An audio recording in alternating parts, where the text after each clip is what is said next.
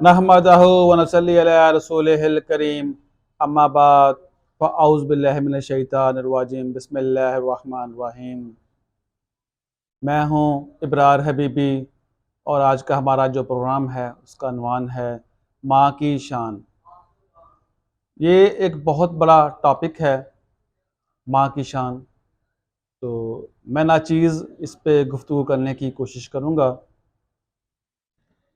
मेरी वीडियो में पहले मरले में गुफ्तगू है, थ्योरी है, और अगले मरले में प्रैक्टिकल बातें, क्योंकि मैं पहले भी गुफ्तगू जो इतने भी प्रोग्राम किए हैं उसमें मेरा यही मौक़िफ़ रहा है कि मैं अमल की बातें ज़्यादा करता हूँ, किताबी बातें कम करता हूँ। तो आज भी अमल की बातें ही होंगी, प्रैक्टिकल बातें। गुफ्तगू जो है वो किताबी बातें जो होती हैं वो बहुत कम करता हूँ मैं। तो गुफ्तगू का आगाज़ करते हैं। माँ की शान। दुनिया में माँ एक ऐसा रिश्ता है जिसका कोई नेमुल बदल नहीं है। माँ खुदा की मोहब्बत का दुनिया में एक रूप है। माँ से ज़्यादा औलाद से मोहब्बत करने वाला कोई और नहीं है। माँ के कदमों में जन्नत रखी गई है। माँ अपने बच्चों के लिए जीती है और बच्चे इसकी सबसे बड़ी दौलत होते हैं। ये वो बातें हैं जो सब ने सुनी हुई हैं, लेकिन दिल की गहराई से उन बातों को तस्लीम करना और फिर उन बातों पर अमल करना, ये इस चीज़ की कमी है। हमारे माशरे में इस बात की कमी है कि हम बातें तो बहुत अच्छी कर भी लेते हैं और सुन भी लेते हैं, मुख्तलिफ मजालिस में, महफ़िलों में, मसाजिद में, लेकिन हम उस पर अमल नहीं करते, जिसकी वजह से हमारे माशरे में कुछ बगाड़ पैदा हो रहा है। बहरहाल हमें बातें, ये इसका मतलब ये भी नहीं है कि हमें बातें अब सुननी ही नहीं चाहिए, कि हम तो अमल नहीं करते। तो बातें सुननी चाहिए ताकि कहीं ना कहीं, कभी ना कभी कोई बात तो ऐसी होती है जो आपके दिल पे असर कर जाती है और ज़िंदगी के किसी भी मोड़ पे जाके वो आपको तब्दील कर सकती है, आप की ज़िंदगी बदल सकती है। माँ, ये लफ्ज़ किस कदर मुक़द्दस और शहद से मीठा है, जिसे बोलते ही मुंह मीठा मीठा हो जाता है। ये लफ्ज़ बहुत से मायनी, मतलब और एहसास अपने अंदर समोए हुए है। ममता, प्यार, मोहब्बत, खुलूस, लगन, सच्चाई, पाकीज़गी, सुकून, खिदमत, मेहनत, अज़मत, दुआ, साया, दोस्त, हमदर्द, रहनुमा, उस्ताद, बेगर्ज, मासूमियत, दियानत, बुर्दबारी, बर्दाश्त, जज्बा, जन्नत, ये सब तो सिर्फ माँ की खूबियाँ एक झलक है, वरना इस अजीम हस्ती की खूबियाँ तो इस कदर हैं कि लफ्ज़ ख़त्म हो जाएं मगर माँ की तारीफ़ ख़त्म ना होगी। माँ की अज़मत पर कुछ लिखना समुंदर को कूज़े में बंद करने के मुतरादिफ है। माँ शफ़क़त, खलूस, बेलौस, मोहब्बत और कुर्बानी का दूसरा नाम है। माँ दुनिया का वो प्यारा लफ्ज़ है जिसको सोचते ही एक मोहब्बत, ठंडक, प्यार और सुकून का एहसास हो। इसका साया हमारे लिए ठंडी छाँव की मानद है। चलचलाती धूप में इसका दस्ते शफ़क़त शजर सायादार की तरह साहिबान बनकर औलाद को सुकून का एहसास दिलाता है। इसकी गर्म गोद सर्दी का एहसास नहीं होने देती। खुद बेशक कांटों पर चलती रहे मगर औलाद को हमेशा फूलों के बिस्तर पर सुलाती है और दुनिया जहां के दुखों को अपने आंचल में समेटे लबों पर मुस्कुराहट सजाए रवां दवां रहती है। इससे ज्यादा मोहब्बत करने वाली हस्ती दुनिया में पैदा नहीं हुई। आंधी चले या तूफान आए, इसकी मोहब्बत में कभी कमी नहीं आई। माँ जन्नत को पाने का एक आसान रास्ता है। माँ जिसका एहसास इंसान की आखिरी सांस तक चलता है। माँ एक फूल है जिसकी महक कभी खत्म नहीं होती। माँ एक समुंदर है जिसका पानी अपनी सतह से बढ़ तो सकता है पर कम नहीं होता। माँ एक ऐसी दौलत है जिसके पास हो वो वाकई अमीर है। ماں ایک ایسی دوست ہے جو کبھی بے وفائی نہیں کرتی۔ ماں ایک ایسا وعدہ ہے جو کبھی ٹوٹتا نہیں۔ ماں ایک ایسا خواب ہے جو ایک تعبیر بن کر ہمیشہ ہمارے ساتھ رہتا ہے۔ ماں ایک ایسی پرچھائی ہے جو ہر مصیبت سے بچانے کے لیے ہمارے ساتھ رہتی ہے۔ ماں ایک ایسی محافظ جو ہمیں ہر ٹھوکر لگنے سے بچاتی ہے۔ ماں ایک ایسی خوشی ہے جو کبھی غم نہیں دیتی۔ ماں ایک ایسی دعا ہے جو ہر وقت ہمارے ساتھ رہتی ہے۔ دعائیں کون لیتا ہے؟ ماں تو سب کو دعائیں دیتی ہے۔ ایک ماں کی 6-7 بچے ہوتے ہیں، وہ سب کو دعائیں دیتی ہے، لیکن کسی ایک کو زیادہ دعا لگ رہی ہوتی ہے، یا کوئی ایک زیادہ دعا لے رہا ہوتا ہے۔ وہ کون ہوتا ہے؟ جس کا کردار اچھا ہوتا ہے، جس کا پریکٹیکل اچھا ہوتا ہے، جس کا عمل اچھا ہوتا ہے، وہ ماں کے زیادہ قریب ہوتا ہے۔ ماں اس کے لیے زیادہ دعا کرتی ہے، وہ ماں سے زیادہ دعائیں لیتا ہے، اور اس طرح وہ زیادہ فیض یاب ہوتا ہے۔ یعنی کہ کہنے کا مطلب یہ ہے کہ ماں تو سب کے لیے ہے، لیکن اس کا فیض کس کو جاتا ہے زیادہ؟ یہ اس اولاد کے بھی ڈیپینڈ کرتا ہے کہ وہ اولاد اپنے ماں باپ کی خدمت کرے اور اس سے زیادہ فیض لے۔ یہ میرا انالائز ہے اس پہ، مجھے نہیں پتا اس پہ، میرے ایسے ہی ذہن میں آیا یہ ماں پہ جب میں تحقیق کر رہا تھا تھوڑی سی، تو یہ ماں چیز کیا ہے، لفظ کیا ہے اس کا؟ تو ماں کا لفظ ہی اتنا مقدس ہے، اگر اس پر غور کیا جائے تو اللہ تعالیٰ نے ماں کے لفظ کے پہلے 2 حروف ہی ایسے بنائے ہیں، میم، الف اور نون گنا، ٹھیک ہے؟ اس کے جو پہلے 2 لفظ ہیں وہ اتنے مقدس ہیں کہ آپ اس سے آگے اور کیا سوچ سکتے ہیں کہ ماں، میم سے محمد صلی اللہ علیہ وسلم بنتا ہے، اور دوسرا لفظ الف ہے، ماں میں الف سے اللہ بنتا ہے۔ یعنی ان دو لفظوں کے درمیان ساری کائنات بند ہو گئی، اور کسی بھی بچے کی کل کائنات اس کی ماں ہوتی ہے۔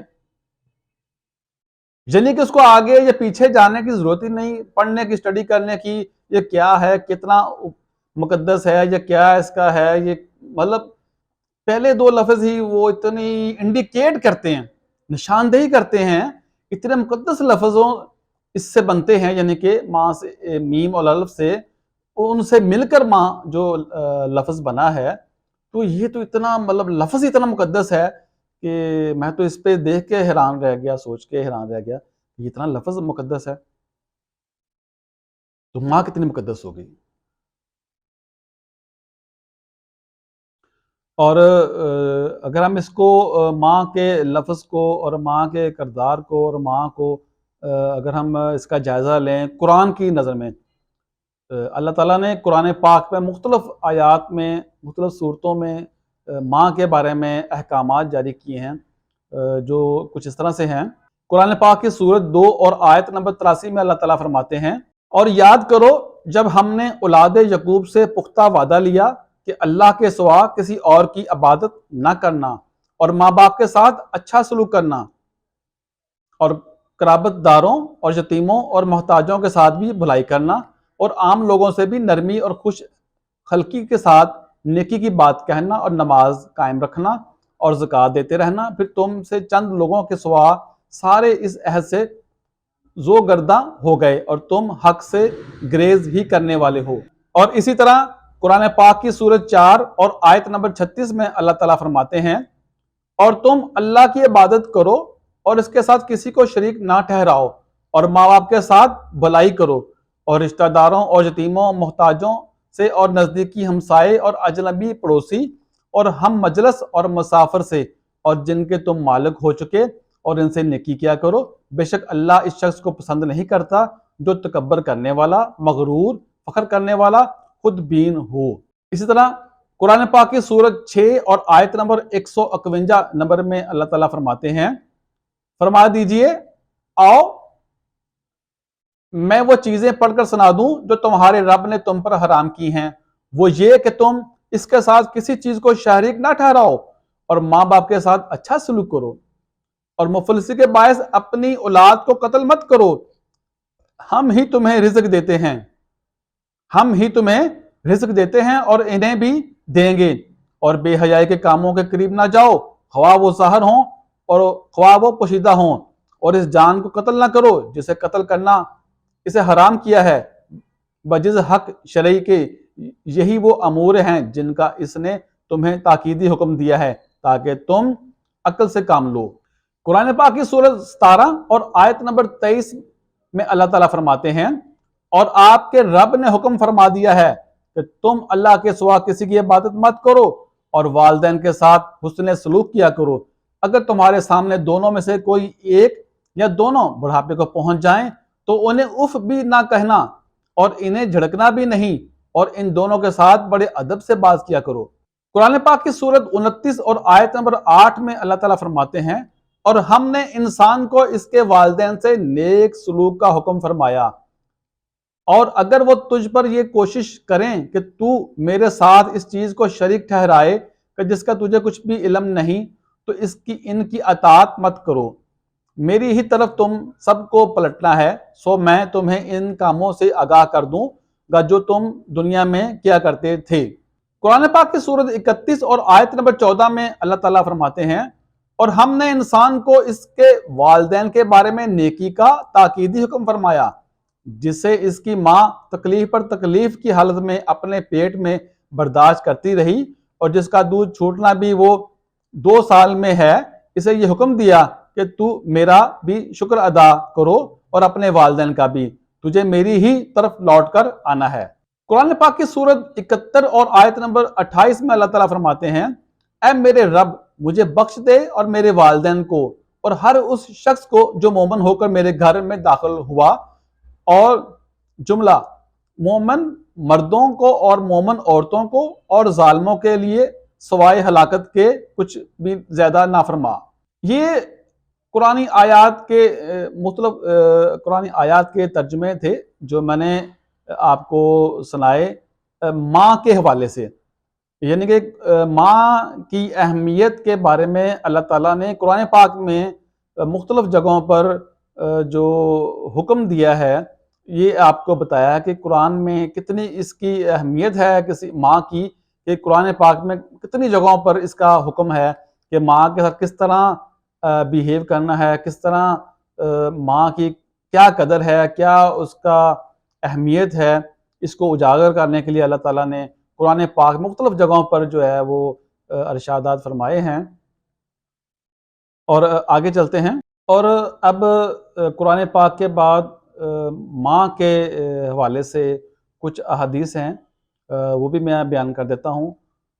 میں سارا تو نہیں مکمل کر رہا، جتنی وقت کے حساب سے جتنا کہ مختصر بیان ہے، احادیث تو بہت ہوں گی قرآن پاک میں، اور بھی بہت سی جگہوں پہ ہوگا، لیکن میں چند مخصوص آیات اور چند مخصوص احادیث آپ کے سامنے پیش کر رہا ہوں۔ تو ایک حدیث ہے، ترجمہ اس کا، حضرت ابو ہریرہ رضی اللہ تعالیٰ عنہ سے روایت ہے کہ جناب رسول اللہ صلی اللہ علیہ وآلہ وسلم نے ارشاد فرمایا، جس شخص نے ہر جمعہ کو اپنے ماں باپ یا ان میں سے کسی ایک کی قبر کی زیارت کی تو اس کی مغفرت کر دی گئی اور اس کو فرما بردار لکھ دیا گیا۔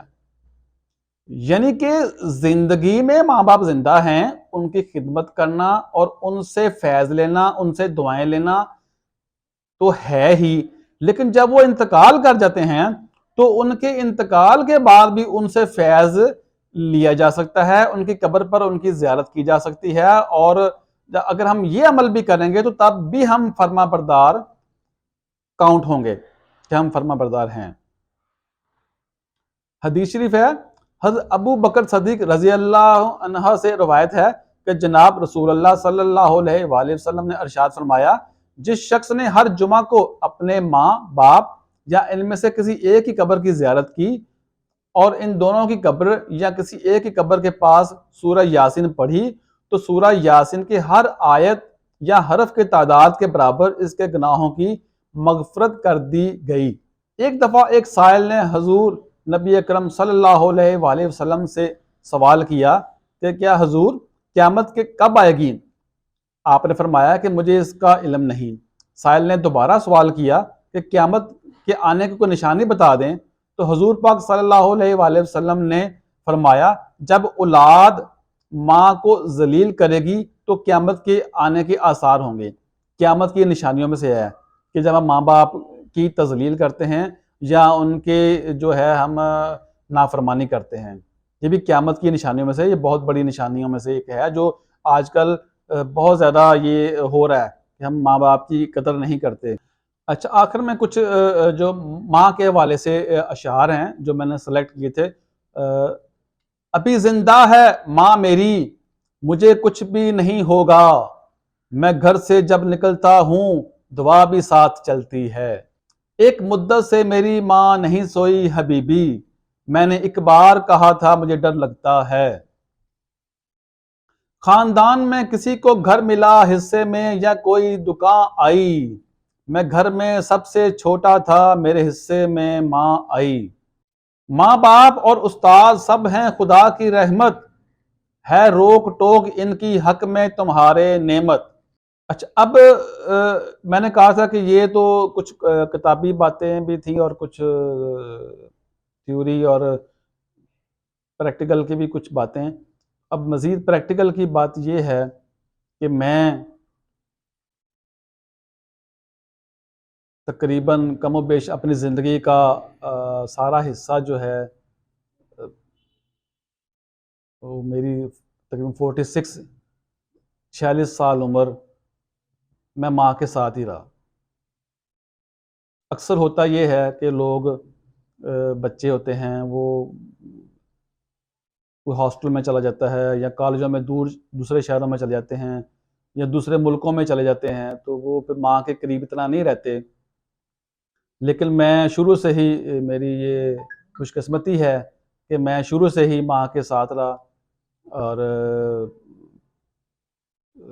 فیصل آباد میں اپنے شہر اپنے ماں کے قریب رہا۔ اور شادی کے بعد اکثر لوگ علیحدہ ہو جاتے ہیں مختلف اپنے، لیکن میں شادی کے بعد بھی ماں کے ساتھ رہا، ہم جوائنٹ رہے، باقی بھائی سب علیحدہ ہو گئے۔ تو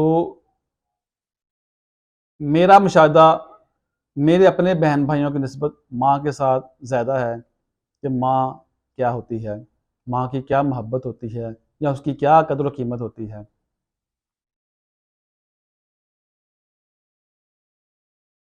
ماں سب کے لیے دعا کرتی ہے،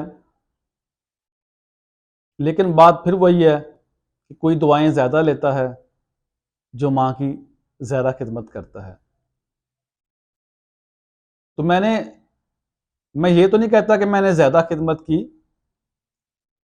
جتنی ہونی چاہیے تھی جتنی میں کوشش کر سکتا تھا، جتنی میرے میں توفیق تھی میں نے وہ کی، باپ کی بھی کی اور ماں کی بھی خدمت کی۔ جو ڈیوٹیاں لگ گئیں وہ عرصہ دراز تک ڈیوٹیاں پوری کی، اور ماں کی خدمت کا ہی صلہ یہ ہے کہ ماں مجھے اپنی زندگی میں کہا کرتی تھی کہ تم سادھو ہو۔